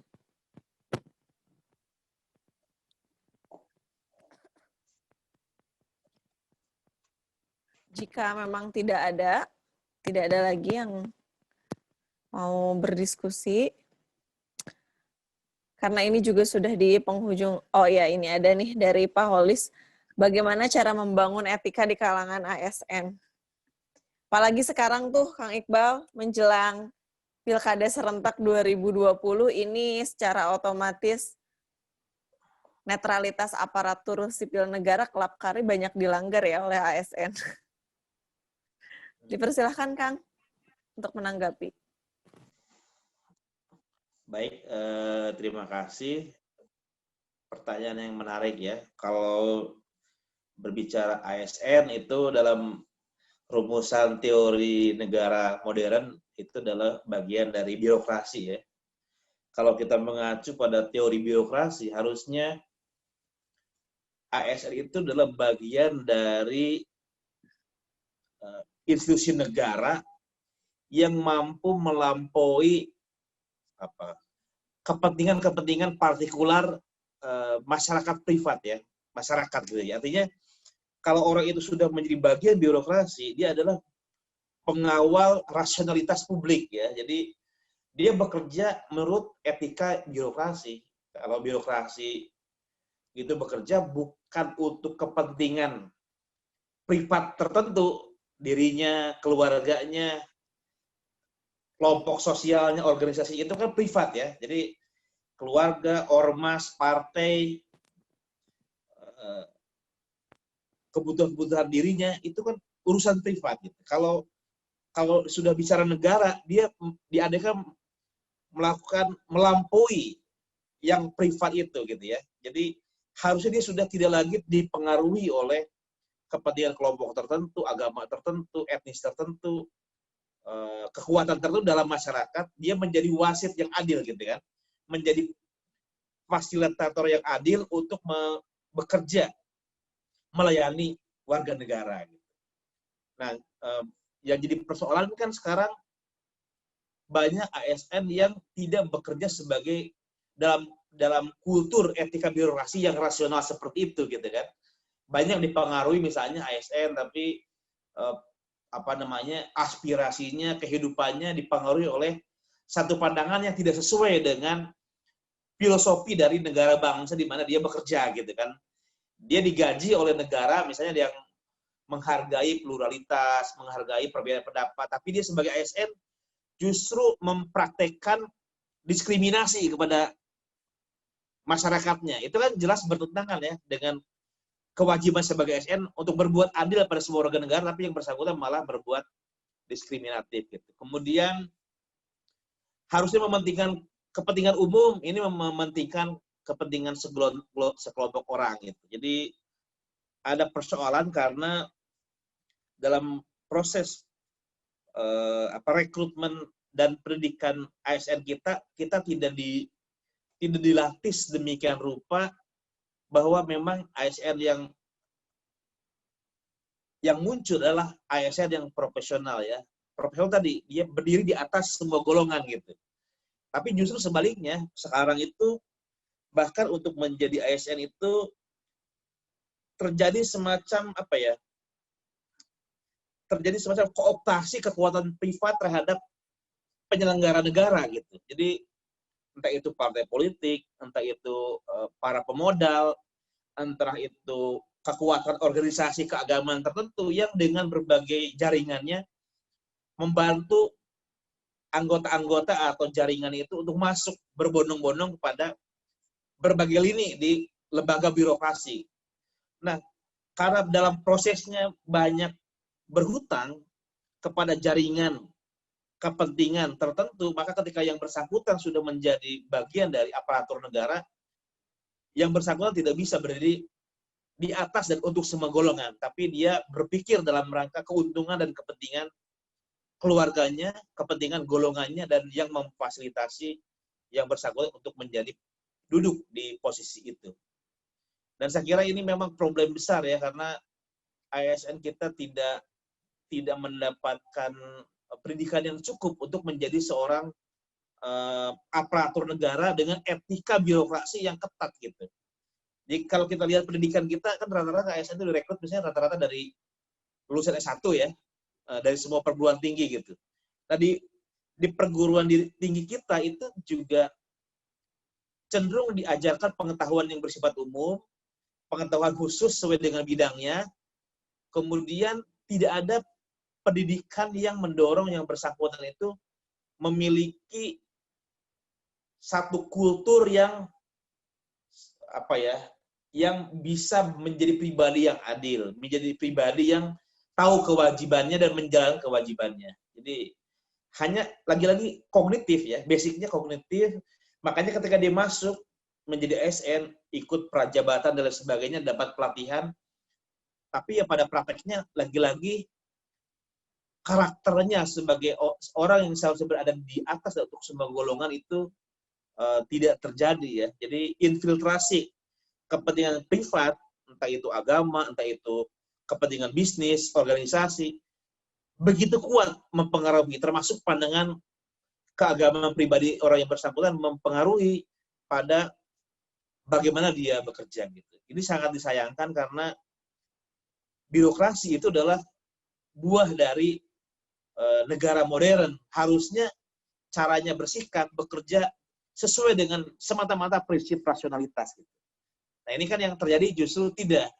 Yang terjadi adalah ASN itu bekerja dengan cara berpikir yang bersifat privat ya, kepentingan sendiri, kelompok sendiri, dan lain sebagainya. Memang berat karena kalau ditanya bagaimana caranya itu terlalu terlalu panjang gitu. Karena kita dari awal, dari SD, SMP, SMA itu seolah-olah kalau orang itu diajar agama pasti baik dengan sendirinya gitu kan. Kan ada pendidikan agama dari kecil. Kita bahkan nggak ada pelajaran budi pekerti kan di sekolah itu. Dan lagi-lagi semuanya kognitif, ritual gitu. Tidak mendorong menjadi seorang yang baik, tidak didorong menjadi warga negara yang baik. Dan ketika yang bersangkutan menjadi ASN, yang bersangkutan juga seringkali tidak menjadi ASN yang baik. Banyak ASN yang kemudian menjadi korup ya, memanfaatkan posisinya untuk kepentingan yang bukan yang seharusnya gitu. Saya membayangkan memang itu perlu dari mulai pendidikan usia dini dikembangkan tadi ya. Jadi kemampuan berpikir etis, bersikap etis itu bukan hanya saat direkrut menjadi pegawai, tapi juga sejak pendidikan dari usia dini, menengah, tinggi itu harus dibarengi. Jangan hanya diajarkan untuk mengetahui sesuatu, tapi juga memiliki kepribadian dan budi pekerti yang baik. Gitu. Itu sih, itu dan paling banter kalaupun sekarang ada yang bisa dilakukan adalah pendekatan hukum ya. Jadi kalau hukum ditegakkan itu juga punya dampak mendidik juga ya. Jadi kalau ada ASN yang misalnya melanggar, korupsi, tidak bekerja sesuai dengan porsinya, diberikan sanksi yang tegas gitu kan. Itu juga makin lama makin akan membentuk kultur birokrasi yang baik. Tapi kalau sudah pendidikan awalnya kurang bagus, kemudian penegakan hukum di tingkat pengawas ya, irjen dan lain sebagainya terjadi pengecualian, yaitu tidak akan punya dampak mendidik bagi etika dari kalangan ASN. Itu sih barangkali ya, mudah-mudahan Pak Horis bisa sedikit menjawab, walaupun tentu mungkin barangkali masih banyak yang harus dicari lagi lah jawabannya, karena untuk menyelesaikan problem corruption, problem etos birokrasi kita, memang 1-2 jawaban itu tidak cukup. Terima kasih. Oke, baik. Terima kasih, Kang Iqbal. Selanjutnya ada lagi, Bapak Ibu? Jika memang tidak ada, karena berhubung waktu juga sudah pukul 21.04, kita sudah ada di penghujung acara. Barangkali Kang Iqbal, dari pertemuan malam hari ini, ada closing statement yang akan disampaikan? Baik, Bapak Ibu sekalian, ini adalah pertemuan terakhir kita membahas pemikiran etika keutamaan dari tradisi Arab Islam ya. Di 4 minggu lalu kita membahas Abu Bakar Ar-Razi, kemudian dilanjutkan minggu berikutnya adalah Al-Farabi, selanjutnya adalah Ibn Miskawayh, dan sekarang Ibn Rushd. Dari diskusi 4 minggu terakhir itu kita mengetahui bahwa dalam satu dunia di mana kultur agama itu berpengaruh, kita bisa mengerti bahwa ada orang-orang yang bisa merumuskan gagasan-gagasan etika yang bersifat rasional ya. Jadi yang rasional itu tidak harus bertentangan dengan agama sebetulnya. Jadi yang mempertentangkan antara rasional dengan agama itu bisa jadi yang bersangkutan tidak paham agama dan bisa jadi tidak paham rasionalitas gitu ya. Tapi orang-orang seperti Al-Farabi, Ibnu Rushd itu mengembangkan satu gagasan yang rasional, universal tentang bagaimana merawat jiwa yang baik. Kalau kita refleksikan dari secara teologi, sebetulnya itu juga yang diharapkan oleh agama kan.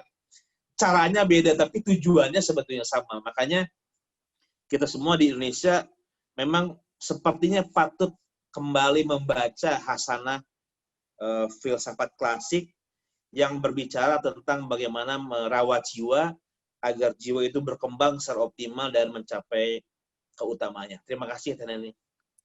Baik, terima kasih Kang Iqbal. Aplaus dulu untuk Kang Iqbal. Sudah memberikan pencerahan yang sangat luar biasa sekali kepada kita semua.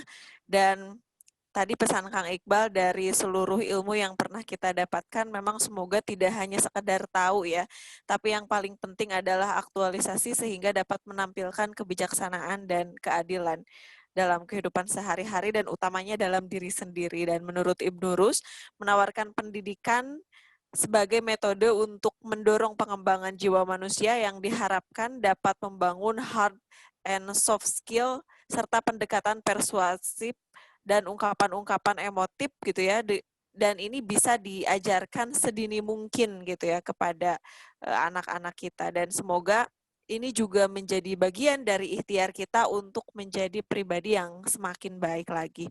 Sekali lagi terima kasih Kang Iqbal, juga Bapak Ibu sekalian yang sudah bergabung dalam kesempatan diskusi malam Jumat ini. Kita ketemu lagi di malam Jumat pekan depan ya Bapak Ibu. Semoga tetap istiqomah untuk ikut kajian filsafat ini. Karena satu tema saja terlewatkan, ini sangat sayang sekali gitu ya.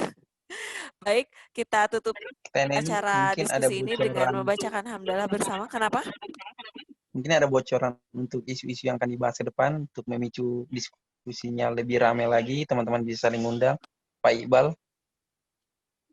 Minggu depan kita akan membahas seorang filsuf Katolik ya yang sangat berpengaruh sampai sekarang, namanya Santo Thomas Aquinas. Jadi Ibnu Rushd ini punya murid dari berbagai agama, dia orang Spanyol kan, punya murid berbagai agama, di antaranya ya ada yang murid yang beragama Yahudi namanya Moses Maimonides atau Musa bin Maimun.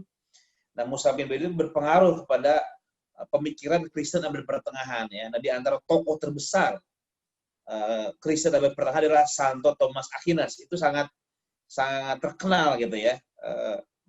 Nah, minggu depan kita ingin melihat, jadi setelah dari Yunani ke Romawi ke Arab Islam, bagaimana pengaruh pemikiran filosofis ini kepada tradisi dengan kultur agama yang berbeda, dan kita akan melihat dalam pikiran Thomas Aquinas. Sampai sekarang Thomas Aquinas itu sangat berpengaruh dalam tradisi Katolik. Jadi romo-romo Katolik itu rata-rata pasti dididik di seminari itu dengan cara berpikir Thomas Aquinas. Jadi kalau kita pernah berkenalan dengan sosok Romo Bagnis gitu ya, Romo Mangun, sudah pasti ketika beliau mengalami pendidikan di tingkat seminari, pasti mereka belajar pemikiran Thomas Aquinas. Nah, kita akan belajar juga minggu depan dalam satu kali pertemuan seperti apa sebetulnya gagasan dari Thomas Aquinas tentang manusia, tentang kebaikan. Baru setelah Thomas Aquinas kita masuk ke filsafat modern ya. Nanti misalnya ada Leibniz, kemudian ada Immanuel Kant, ada Hegel, ada Adam Smith. Nah, Adam Smith ini tokoh yang sering dikatakan sebagai perintis ekonomi politik ya. Adam Smith, karena beliau menulis buku The Wealth of Nation, kemakmuran bangsa-bangsa.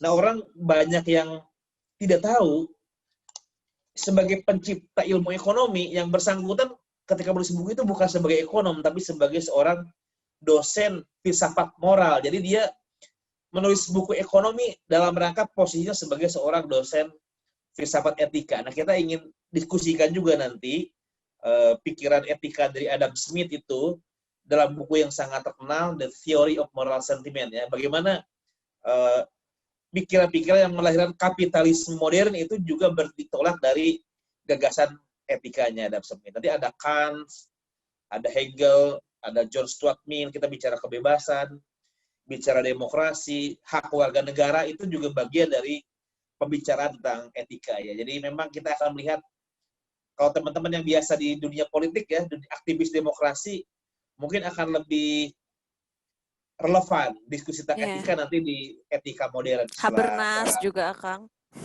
Ya. Oke, terima kasih Kang Iqbal. Kita tutup acara ini dengan pembacaan hamdalah bersama. Alhamdulillahirabbil alamin. Sekali lagi terima kasih dan apresiasi yang setinggi-tingginya untuk Bapak Ibu yang sudah ikut bergabung dalam diskusi malam hari ini. Demikian yang bisa disampaikan, kurang lebihnya mohon maaf. Billahi fisabil haq fastabiqul khairat nasrun minallah wa fatuh qarib. Wassalamualaikum warahmatullahi wabarakatuh.